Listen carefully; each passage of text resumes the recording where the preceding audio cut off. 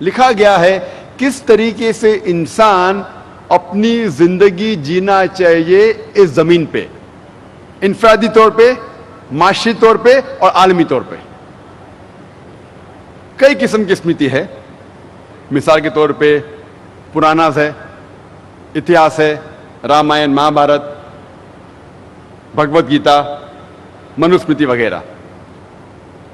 वक्त की किल्लत होने की वजह से सिर्फ जिन किताबों का मैं हवाला दूंगा उसके बारे में और डिटेल में बात करूंगा।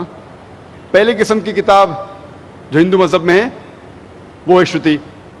श्रुति जैसे मैंने कहा दो किस्म की है, वेद और उपनिषद।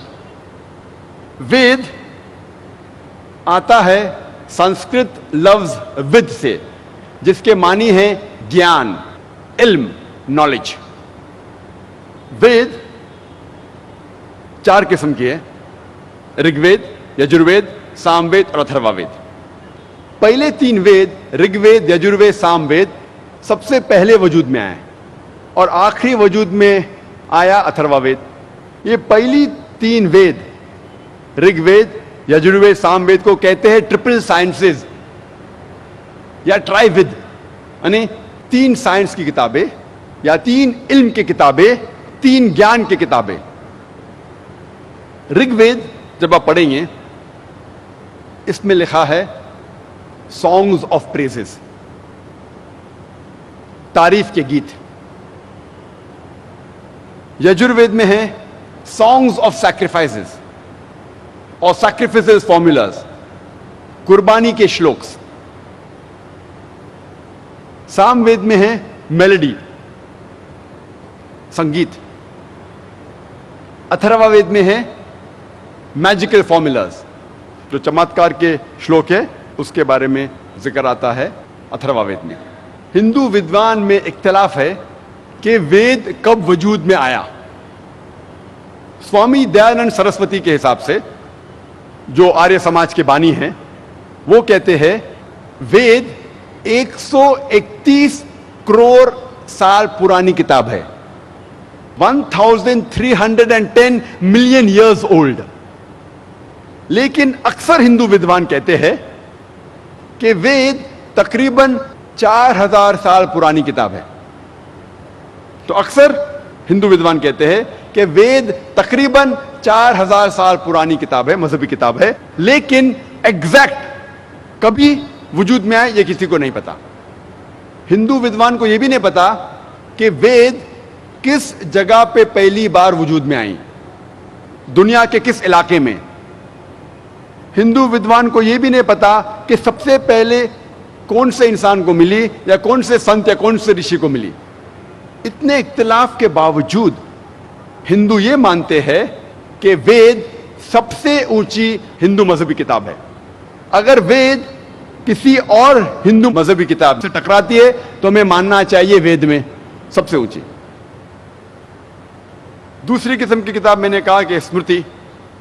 स्मृति में पुराणास है, इतिहास है। पुराना जैसे हम जानते हैं उर्दू और हिंदी में पुराना मतलब एंशेंट, पुरानी किताब, इसीलिए उसका नाम है पुराना। पुराना में जिक्र आता है किस तरीके से कायनात वजूद में आई और कहानी किससे है, देव और देवी के। और पुराना को 18 जिल्दों में तकसीम किया था महर्षि व्यास ने। और एक अहम पुराना का नाम है भविष्य पुराना। मोहम्मद सल्लल्लाहु अलैहि वसल्लम का जिक्र करने के पहले हिंदू मजहबी किताब में मैं आपसे यह कहना चाहूंगा, पहले यह हम समझ ले कि अवतार के क्या मानी हैं। ये संस्कृत लफ्ज अवतार आता है अव और त्र से, जिसके मानी है डिसेंड डाउन, नीचे नाजिल होना या नीचे आना। जब आप ऑक्सफोर्ड डिक्शनरी पढ़ते हैं इसमें लिखा है कि avatar according to Hindu mythology is the coming down of a deity और a reward soul in bodily form on the earth. Oxford dictionary के मुताबिक अवतार एक भगवान है या खुदा है जो इंसानी जिस्म में इस जमीन पे आता है। ये हिंदू माइथोलॉजी के हिसाब से। तो अवतार के मानी है भगवान खुदा जमीन पे आता है इंसान के रूप में या कोई रूप धारण करके। और अक्सर हिंदू अवतार के बारे में जब जिक्र करते हैं वो हवाला देते हैं भगवत गीता का, चैप्टर नंबर 4 श्लोक नंबर 7 से 8, जिसमें लिखा है यदा यदा ही धर्मस्य ग्लानिर्भवति भारता, जब जब जुल्म बढ़ेगा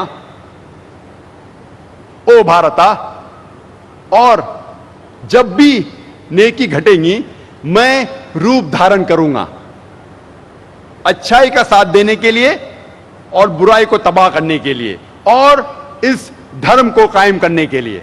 संभवामि युगे युगे, हर युग में मैं रूप धारण करूंगा। ये 2 श्लोक मंत्रा जो भगवत गीता में, इससे आता है अवतार के बारे में। अवतार का जिक्र है भागवत पुराण में भी, खंड 9 अध्याय 24 श्लोक नंबर 56 में, जब जब नेकी घटेंगी और जुल्म बढ़ेगा तब तब मैं रूप धारण करूंगा। तो ये 2 श्लोक के जरिए भागवत पुराण और भगवत गीता का ये फलसफा आता है अवतार का। लेकिन हम मुसलमान, हम इस बात को नहीं मानते कि खुदा अल्लाह सुब्हानहू व तआला कोई इंसान का रूप धारण करके इस जमीन पे आते हैं। हम इसको नहीं मानते। हम मुसलमान मानते हैं कि अल्लाह सुब्हानहू व तआला इंसानों में से, आदमियों में से एक इंसान, एक आदमी को चुनते हैं और उस आदमी से हायर लेवल पे कम्युनिकेट करते हैं, उनको वही नाजिल करते हैं उनके ऊपर, और इस चुने हुए इंसान को हम कहते हैं पैगंबर। हम मुसलमान नहीं मानते कि खुदा अल्लाह सुब्हानहू व तआला इंसान का रूप लेके इस जमीन पे आने की जरूरत है उन्हें। कई हिंदू विद्वान ये कहते हैं कि ये लफ्ज जो है अवतार, अव और त्र, it has a positive case. इसके मानी है कि अल्लाह सुब्हानहू व तआला की कुछ चीज, ईश्वर की कुछ चीज, लेकिन खुद ईश्वर नहीं हो सकता। इसीलिए वो कहते हैं कि अवतार के सही मानी है अव और त्र, मतलब नीचे भेजना, और खुदा ईश्वर इंसानों को नीचे भेजते हैं लोग को सही रास्ते पे लेके आने के लिए। तो ये मानी जो कुछ हिंदू विद्वान की है, बिल्कुल हूबहू इस्लाम में जो हम मानते हैं वही है। और ये हिंदू विद्वान कहते हैं जब हम वेद पढ़ेंगे, वेद में अवतार का जिक्र कहीं भी नहीं है,